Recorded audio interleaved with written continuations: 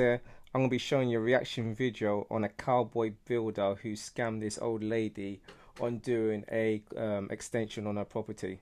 So it's going to be doing a reaction video, so you're going to check it out, see how we turn this out.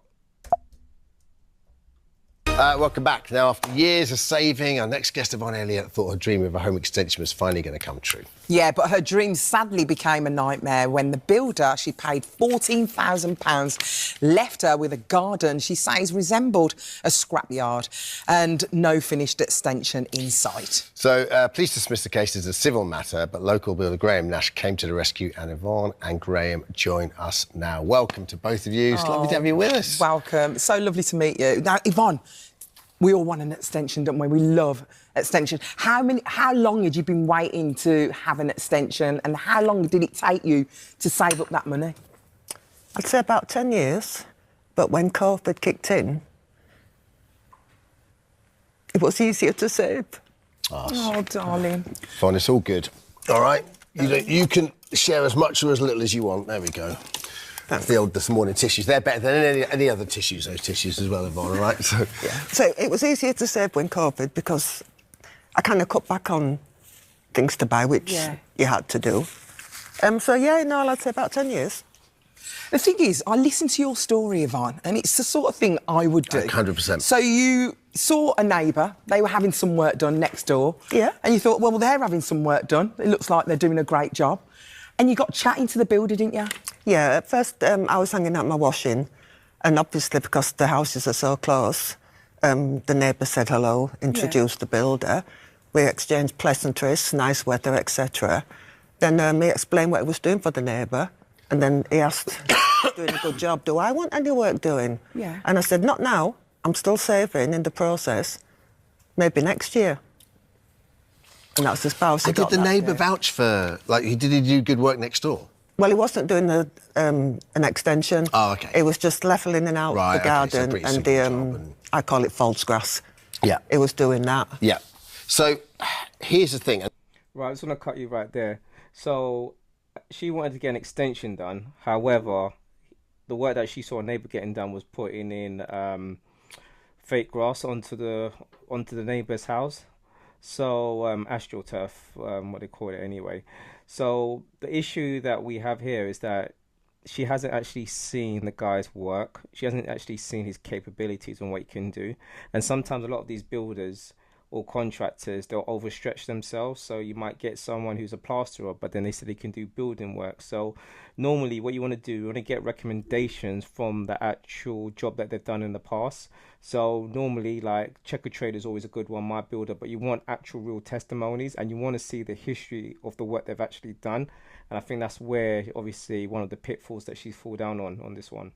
And this is where I think so many people, myself included, like Ali says, would kind of would do this, and actually, and Graham's going to come and say the one thing you shouldn't do. So you paid some money up front, which you thought was a materials invoice, but it was actually the quote, right? Oh, yeah. Yeah. So talk us through that. Through finding out it was a quote? Well, like, he gave you... Oh, yeah. After being introduced, I'd say within the week, he knocked on the door.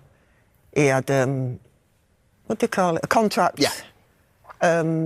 And on the contract, at first, he said it would have been 17.5 grand, pensioners discount, 15.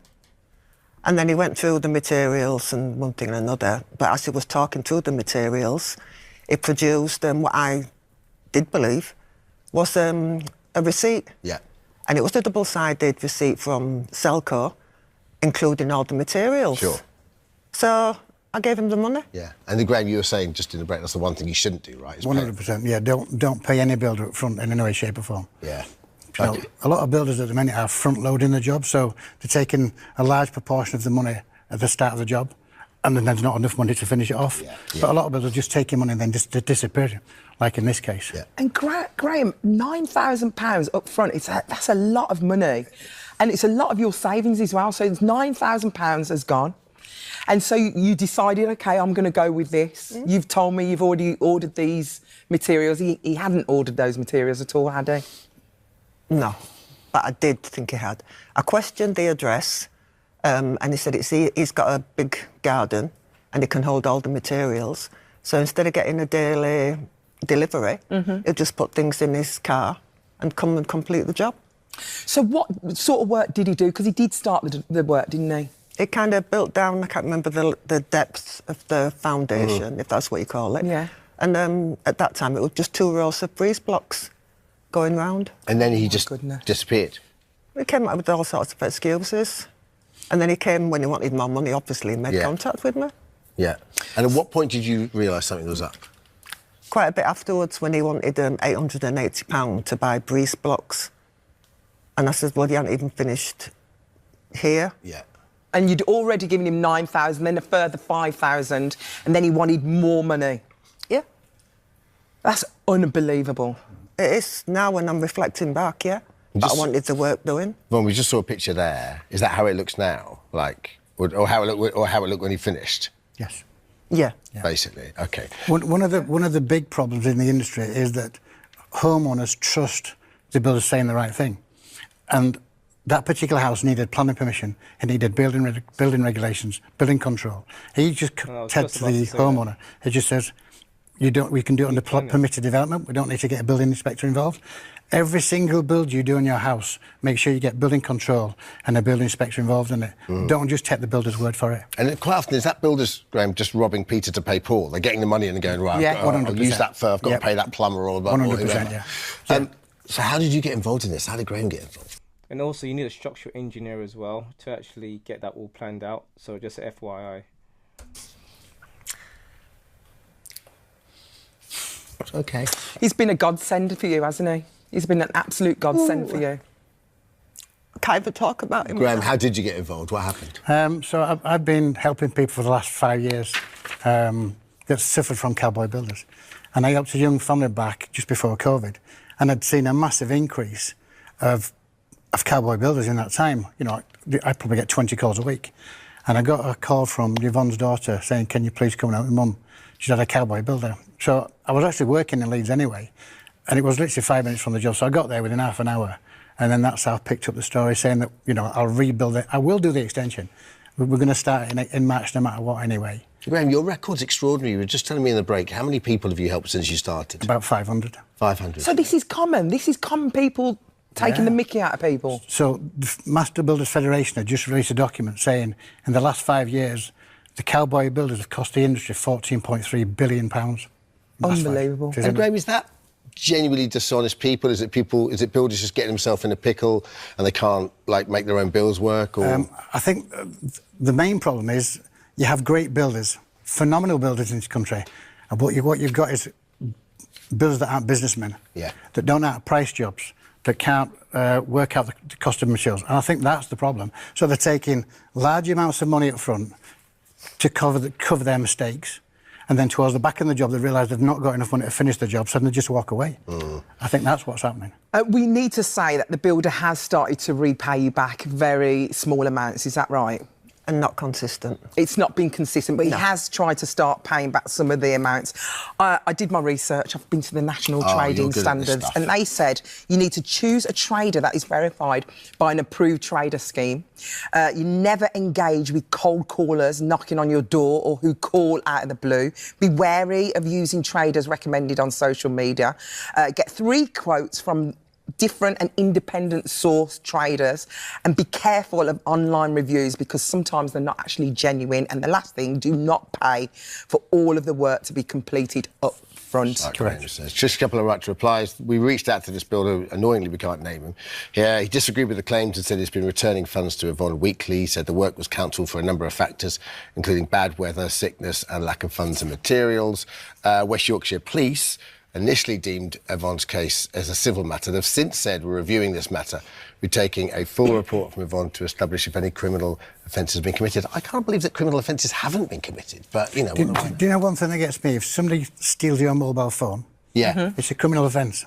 But if you walk into somebody's house and walk out with £10,000 of their money, it's a civil matter. Right. I don't get it. No. I think the police and the police need to do more to help victims of Cowboy Builders, 100%. There's been a GoFundMe page, because this is how it works, right? You have to raise the money to then do the work. That's not the case in every one of my people I help. It is in this case. So we're trying to generate around about £10,000, £12,000 to rebuild the extension, and because the garden's a complete bomb site, as you've seen, I was trying to raise £15,000 and I could revamp the entire garden, decorate it. So all my time and my labour is free. What are you up to at the moment? How much are we up to? With £4,500 on the GoFundMe, we've managed to get £2,000 approximately back from the old builder, and I've personally donated £1,500 myself. Oh, you're so lovely. Thank you. Well, you're not going to believe you've touched so many people. You really, really have.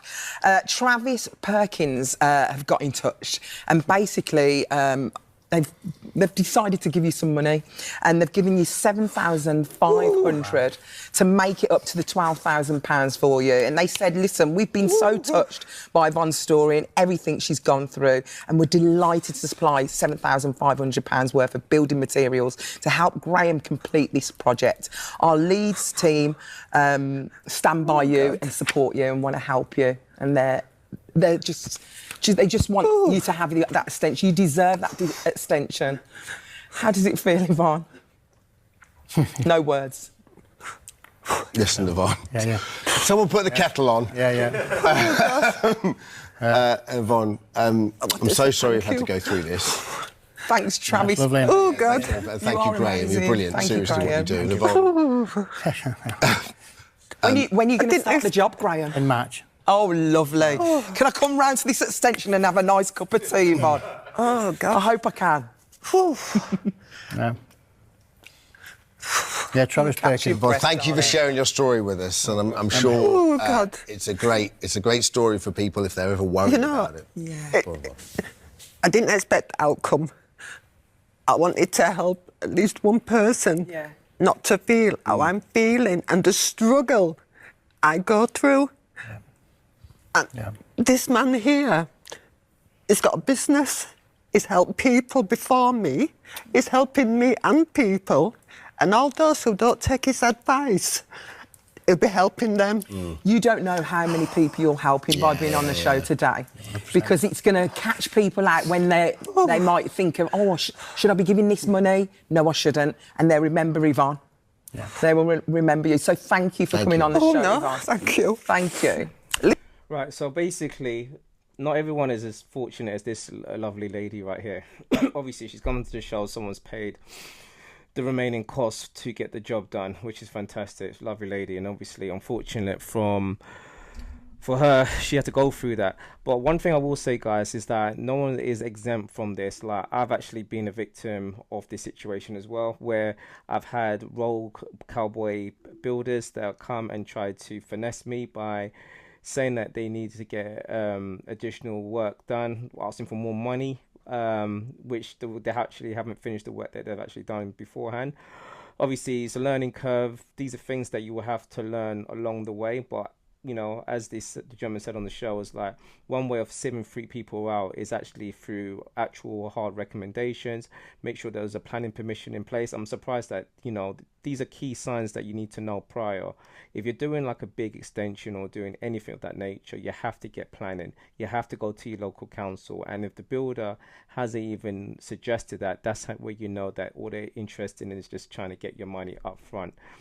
Key thing as well, only give someone, if they are wanted an upfront cost, only ask for maybe pay them 20% up front. And if you're going to pay them 20% up front, that has to be based on materials.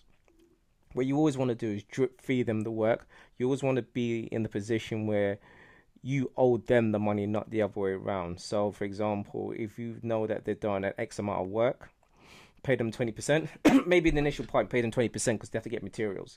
But you can go out and get the materials yourself, or they can get the materials and ask them to invoice you, give you the receipt.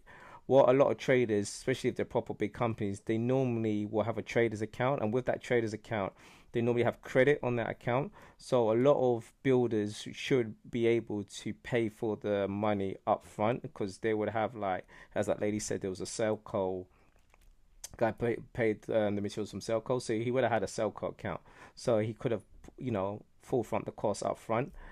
Then with that, could have used that money to obviously get the materials, and then based on the work they've done, then you just drip feed them.